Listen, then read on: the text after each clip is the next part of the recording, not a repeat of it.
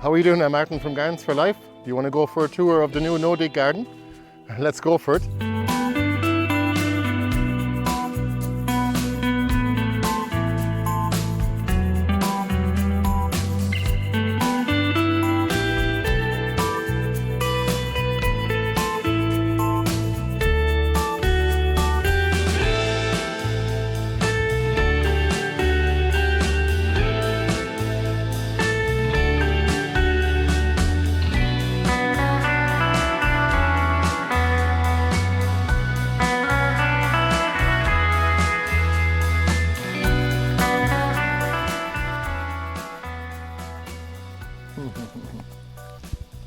Good boy.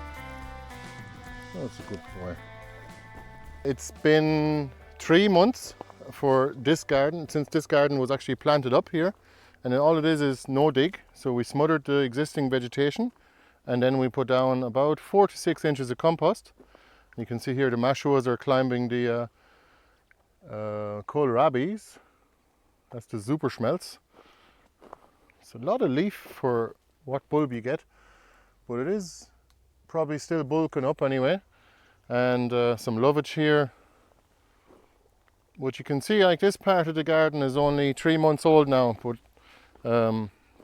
as we move up towards the older part of the garden, it's going to be 4 months old. So that was planted up in May.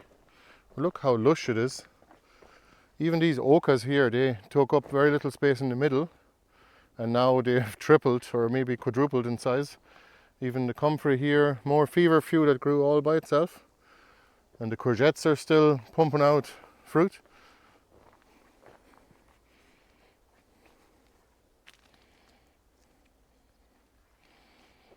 The hydrangeas are finishing now.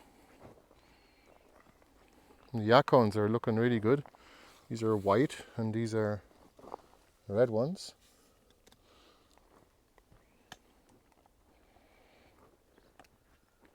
A lovely smell over here with all the German chamomile here.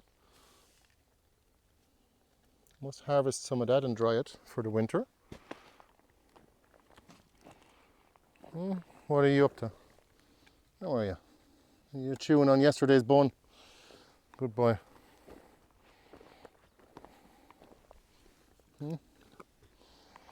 So this project here, actually, we only did this recently with Hannah's group from Earth Care Permaculture. We did a half day and then I finished it off after that and I planted it up.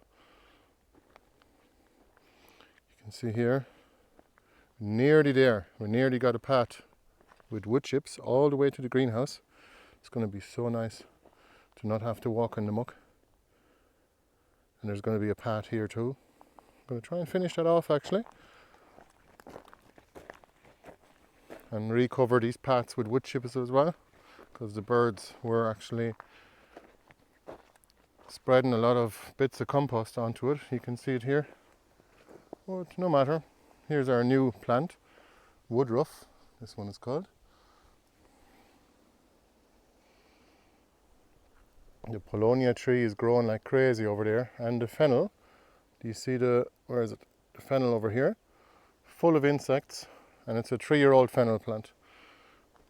It's flowering and going to seed. There's comfrey that I only planted, I think it was about a month ago or so, from Crown Division.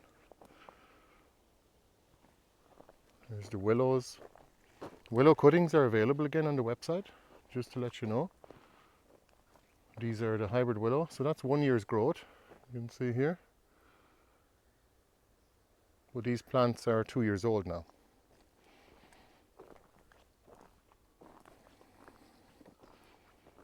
Oh yeah, look at this. I want to show you this. There's some wine cap mushrooms. Just popping up here from the original pile of wood chips that was here. Here's a Dobinson kale, it's perennial. It's quite ornamental.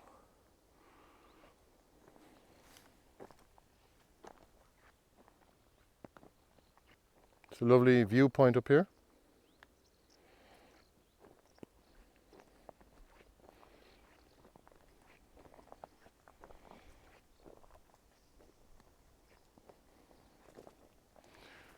Again, the feverfew does grow all by itself.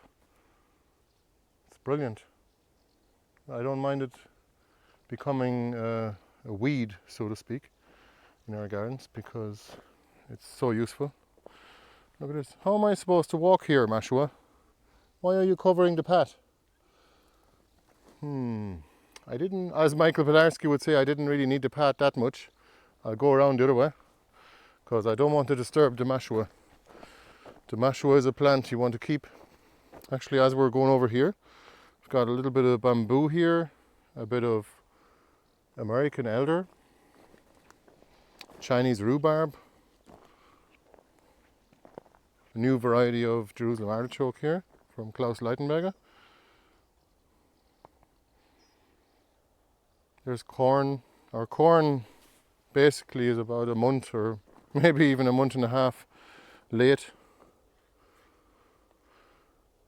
Anyone else here watching this? I wonder, how's your corn doing? Did you grow corn this year? And did you get any kernels on your cobs? Let us know. This is Golden Bantam. I thought I'd try it. Probably better off with Canadian corn or Northern Extra Sweet from Scotland. Look, in among the feverfew in the corn here, we've got some parsley. That's going to make a huge bulb. So we actually sell the bulbs for this parsley and also the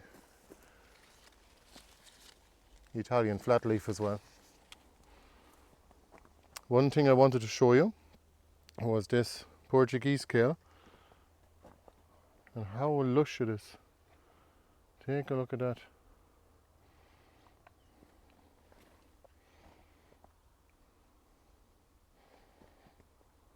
That's one plant, and you can grow it from a cutting too, but this is from seed this year. So that was only planted here 4 months ago in April.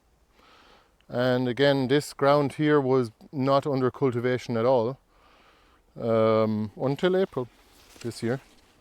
Look at this now. This is my second path into the center here. Actually, there is another way. It's all right. We'll make a little sacrifice. Oh! I harvested half of the feverfew plants here. It took about 20 minutes probably to pull all the flowers off just with my hands. Might actually harvest the rest of these, although these have a little bit far gone. A little bit late for those now, but I think they'll still make for good medicine. And that's 4 plants actually in total. Only 4 feverfew plants here, and they have actually taken up the space here. I was going to plant something else in front, but the feverfew has taken over. Guess it's being pushed by the oca here. And there's a bit of beetroot in between as well, because I like beetroot, and it's a great vegetable to have for the winter, same as the kale. And look at this. Now, look at this Portuguese kale falling over onto the path. I'll have to cut that back, I'm afraid. Could nearly do with a machete out here, or some sort of bushwhacker. That's all right. We'll take it and feed it to our animals. So there's no problem there if we have ever too much of it. And look how lush it is here. There was actually some caterpillars here. I think it was like maybe a month and a half ago or so. And I came back a week later and there was very little damage. They basically had eaten, a whole group of caterpillars had only eaten 1 leaf. But look how big the leaves are. They are massive. Some of them, they can get like probably nearly a half a square meter. And basically, when your plants are growing healthy, the caterpillar or even the pest damage is negligible. So it's probably, you wouldn't even notice it after a while, because the plant is producing new leaves anyway. Let the butterflies have some. These are yacon again. We've got a few plants here, all right, but definitely it was way smaller than it normally would be in June, for example. Just about a month or a month and a half after it was planted out. It finally has bulked up, and it has finally created some extra stories as well. You can see here. There is actually strawberry mint, which is really nice. That's lovely.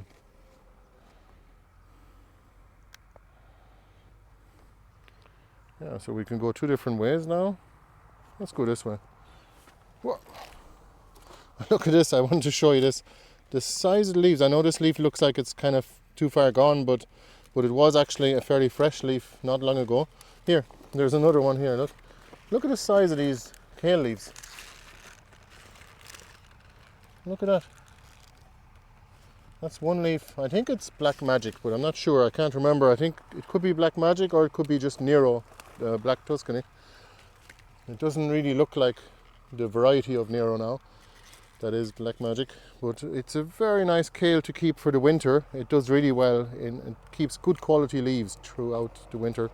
You can still grow kale now, this time of year. This is the end of August, and I think you can still start it up. It germinates fairly quickly, and you'll still get a crop for the winter. At least you'll have some fresh greens that you can just leave out there, basically on the vine, so to speak.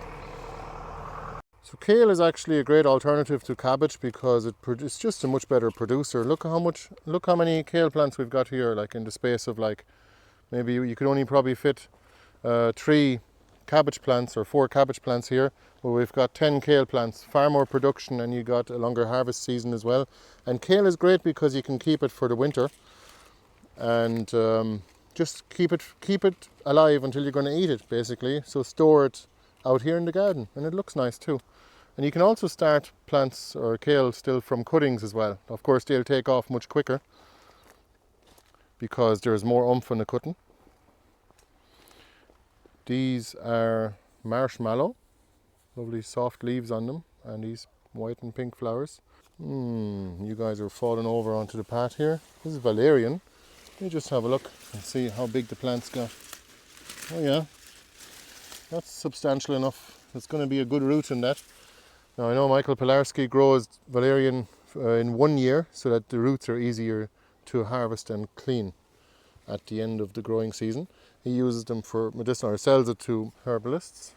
Look at the size of the rhubarb here. So these are Glaston's perpetual again. We only grow Chinese rhubarb now and Glaston's perpetual. Oh yeah, don't want to break a leaf. It's all right, you know. Some of you might be thinking, why is he letting everything grow onto the patch? That's awful untidy. Well, the way I look at it is, it's probably more productive for the leaves to cover the patch than me having to weed it, because of course the shade is actually going to block out a lot of the weed seeds from germinating as well. But I don't need to go here very often because this is canopy gardening, as you can see here, pretty much all around. It's a canopy, which means that not much sunlight is hitting the ground, so making it very difficult for weeds to grow. There's a nettle right in the middle. Got to pull that up before it goes to seed.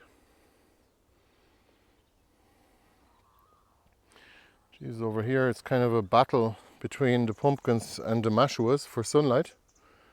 Look at that, how it's building its own trellis, like it's building its own tower. It's amazing. And the pumpkins are doing really well too. There's a couple of little pumpkins already.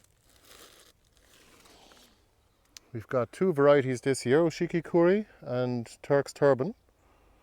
So let's see what happens, and we're going to be delighted to collect the seeds from them. Oh, let's go this way.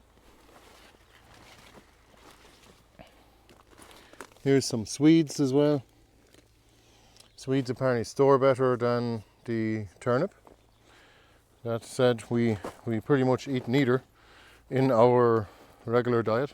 This area here is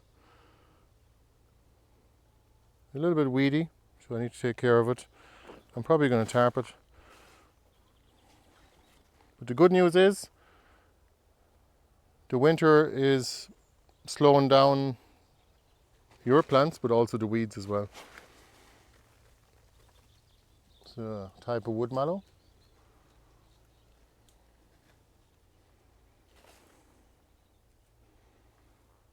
You can see here how the pumpkins have grown over the top of the tarp, which is there now smothering the weeds underneath.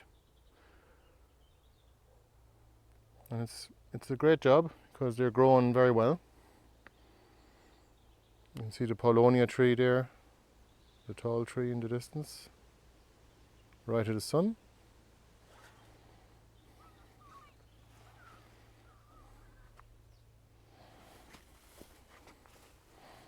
And that's pretty much the new garden. We could take a walk around that way. Hang on, let me just jump over to there. Whoa, that was a long jump. So you can see the pumpkins from this side too. We're not quite using all of the space, all the solar energy that's hitting the ground here. There is some gaps, but mainly it is canopy gardening, which means that basically don't leave any space for the unwanted plants, aka weeds. Here's a tayberry, it's huge. I've already taken cuttings off it. You can see here it's like lily pads. It's beautiful and very productive. They're kind of like solar panels, catching the sunlight, turning it into sugar in the form of pumpkins in this case. You can see the paulownia tree here. Bianca started that from seed, I think it was 5 years ago. It was planted here 4 years ago, I'd say. It's huge. It also died back completely down to the ground in the first winter.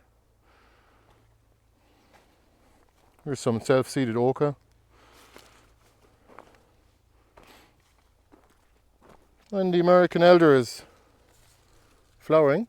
So we'll have cuttings available for that and for kale as well on our website as part of the winter selection sale. It's a lovely scent off it. It's like vanilla. Very pleasant smell. Sometimes European elder is not so pleasant. And the harvest window on the European elder is very short. It's only 2 or 3 weeks. Whereas this one here is flowering from August to October.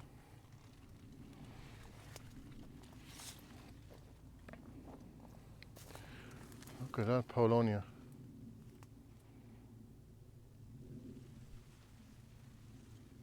Fast growing tree, not very frost hardy though. They grow it in northern Spain for wood and it does grow very quickly, but again it's not very frost hardy and it's a bit fragile. It's also quite hollow, the wood.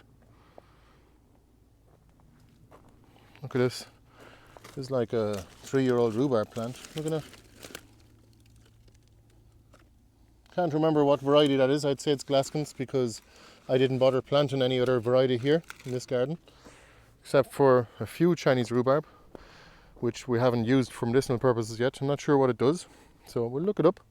This is the iced tea. It's a lovely variety of mint, and it's probably just as good as the Moroccan or the chocolate mint for tea, but those definitely would be the top 3 for making tea, the most aromatic anyway.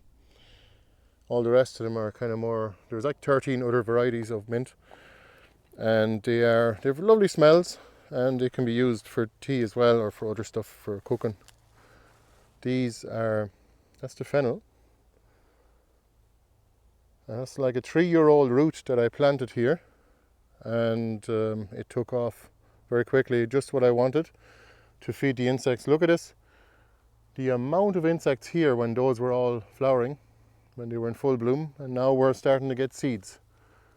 You can see here fennel seeds, lovely smell off it, lovely leaves as well, great for the digestive system, especially for very young kids. It's a safe thing to use when you put it into water and make a little tea. Fennel is great to have in every garden, and we like the way it actually self-seeds as well. As the fennel seeds develop and they mature, they dry, some of them will fall to the ground, and some of them will be picked up by birds as well. Imagine how much bird food there is right here.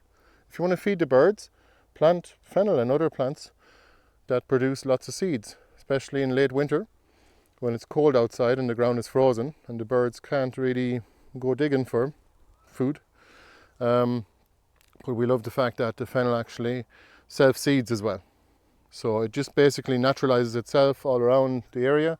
Hopefully that's what's going to happen on this side here, because there is some bare compost on this side here. So I'm going to probably plant these elsewhere, or like take these plants up first, and I'm hoping that this fennel plant is going to drop some seeds over here. I might even help it along. And then we're going to get lots of little fennel plants, which is always nice to have. Here's a catmint plant. We've no cats here though, unfortunately. I was hoping to attract the neighbouring houses' cats by planting some catmint. It sort of worked, but yeah, we need more cats. As they say, if you have a rodent problem, you've got a cat deficiency.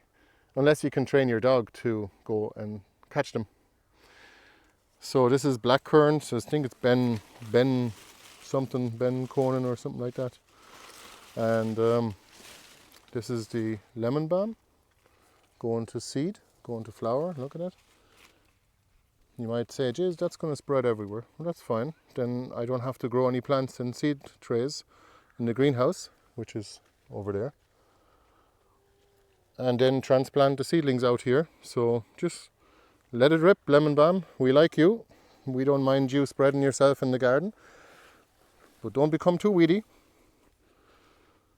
I keep telling the raspberries, don't be spreading yourself everywhere, but the birds are helping it along. Here's a flowering currant.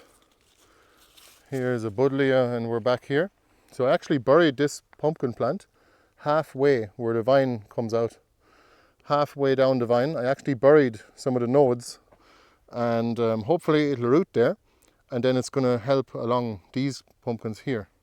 So let's see what's going to happen, because the compost pile is right here, and I'm able to just shovel the compost over.